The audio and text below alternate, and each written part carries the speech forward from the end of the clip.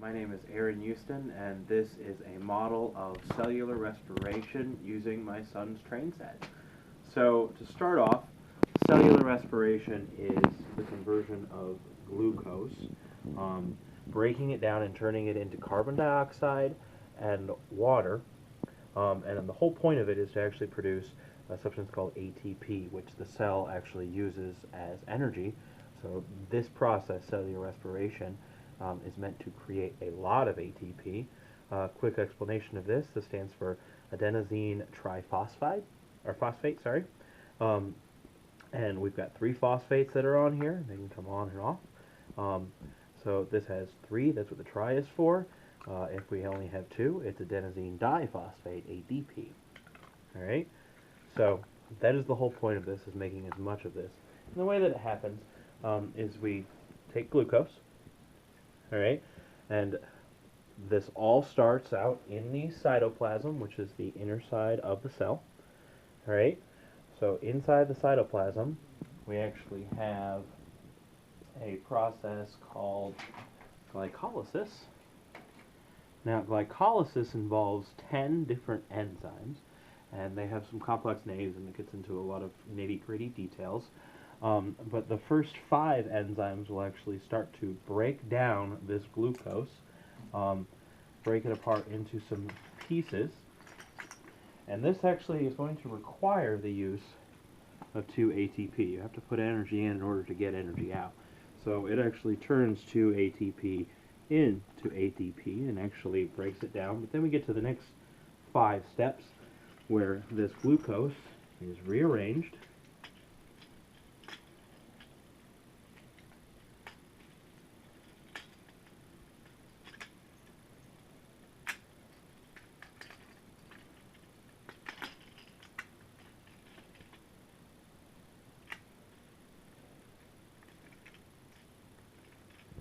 into this molecule, which is called pyruvate. Now, it's actually able to get 2 of these out of 1 glucose. So it started off with a 6-carbon molecule and turns into this, which is actually a 3-carbon molecule. All right, now I'm not going to make 2 of them, just to simplify things. So that's what this glycolysis here is all about, is turning glucose into this pyruvate molecule. Now, as a consequence of this, we actually have, in this second part, we actually take 4 ADP and turn them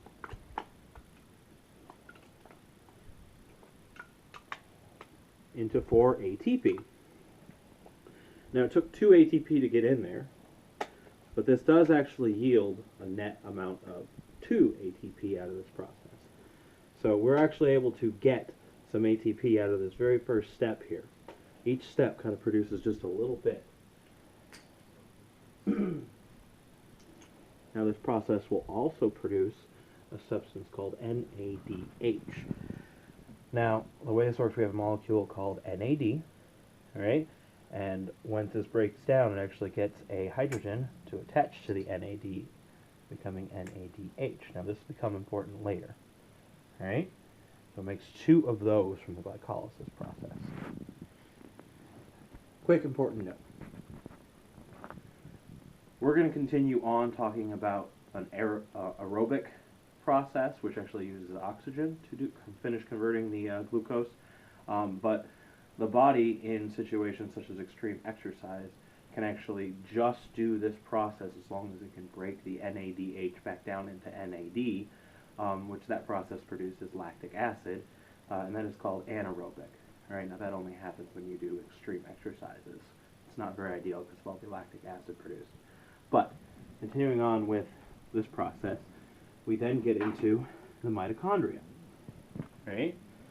So this is my model of a mitochondria.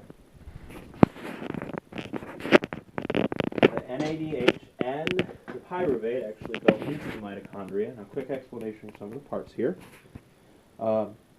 We have this inner membrane on the inside of the mitochondria, which makes its way, it folds itself and creates these folds as it bends and twists inside the mitochondria. We also have an outer membrane that surrounds it, and what this does is actually creates 2 spaces. inside the inner membrane and outside the inner membrane. Inside the inner membrane is called the matrix, and outside the inner membrane is called the inner membrane space. All right, so two different spaces where different processes happen. So the pyruvate makes its way into the matrix. So does the NADH, and it comes across this enzyme right here, which is called pyruvate dehydrogenase complex. Now, this enzyme will actually take this pyruvate and it will break it apart and turn it into carbon dioxide. Right? So this is one of the reasons we breathe out carbon dioxide. And it will attach itself to a coenzyme and create something called acetyl coenzyme A. Acetyl CoA. Alright, so we just turned this 3-carbon chain into a 2-carbon chain. Now, as a result of this process using this enzyme, we will actually get 2 more NADs to turn into NADHs. No ATP is actually created in this step, though. But we do get some NADHs, which will become important in a little bit. All right, once we got this acetyl-CoA, it actually enters into a cycle called the Krebs cycle, which still happens here in the matrix. Now, the Krebs cycle is complicated, but basically this acetyl-CoA will start reacting and using enzymes in the Krebs cycle as it goes around. Things that are already there, substances that are already part of it, just keep cycling around. The only input it needs is the acetyl-CoA. All right, but once it gets started, it goes around, and this process will actually break it apart even further and give me another carbon dioxide.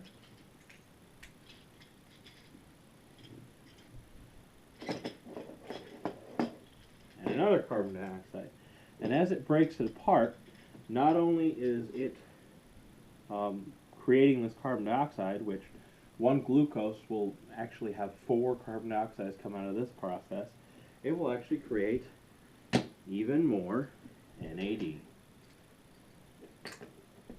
Now, it will actually, one glucose can create up to 6 NADs out of this, and it will actually also create another substance which is similar to the NAD called FAD. But this one actually will have 2 hydrogens attached to it. So we get FADH2. And as these keep building up more and more, we can actually enter into the third part of it. Now, we're still in the matrix here. These things still exist inside the matrix area of it. But this third part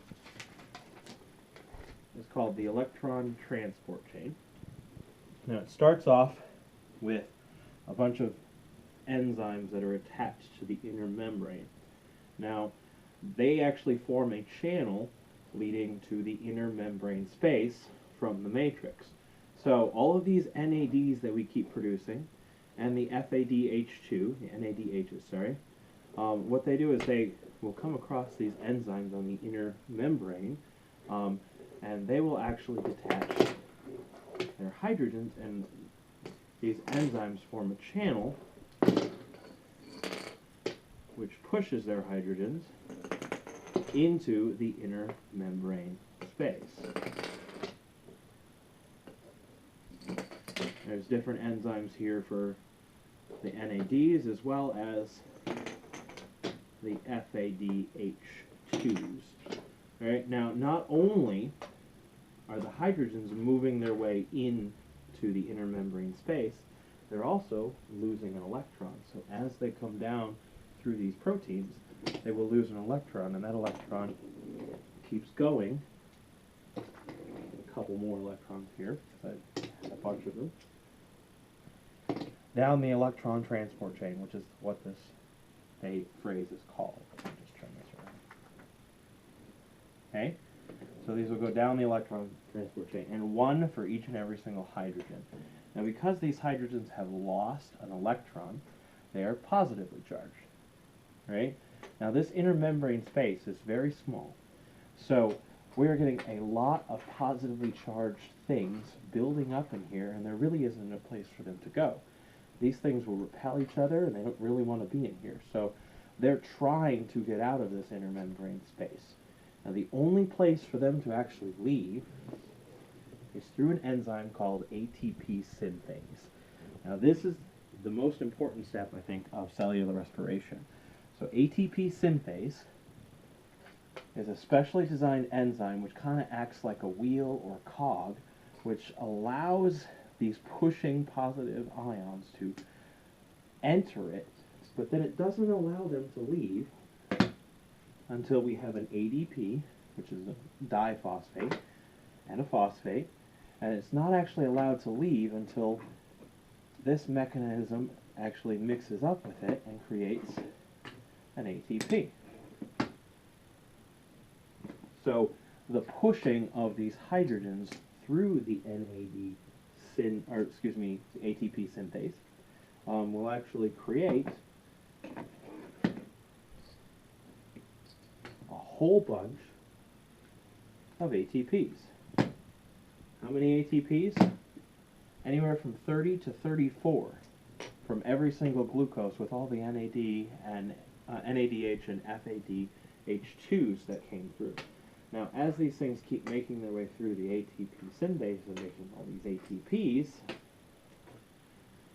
now we're getting a buildup of positive charge on this side and not on this side. Well, that's where these electrons come in. So they lost their electrons here at the start of the electron transport chain. These electrons make their way down the electron transport chain, and at this ATP synthase, another thing that happens, oxygen that we breathe, right? These electrons get re-added to the hydrogens, right? And then these hydrogens get added to an oxygen atom, forming water, our last product in cellular respiration. So these things electrons keep coming in, getting added on, and we keep forming water over and over again. Overall, one glucose molecule will actually create 6 carbon dioxide molecules and 6 water molecules. All right, and it takes 6 oxygen molecules in order to make that happen, to make all those waters and carbon dioxides. So that is my model of cellular respiration. I hope you've enjoyed it, and I hope to put my son's train set back together soon. Thank you.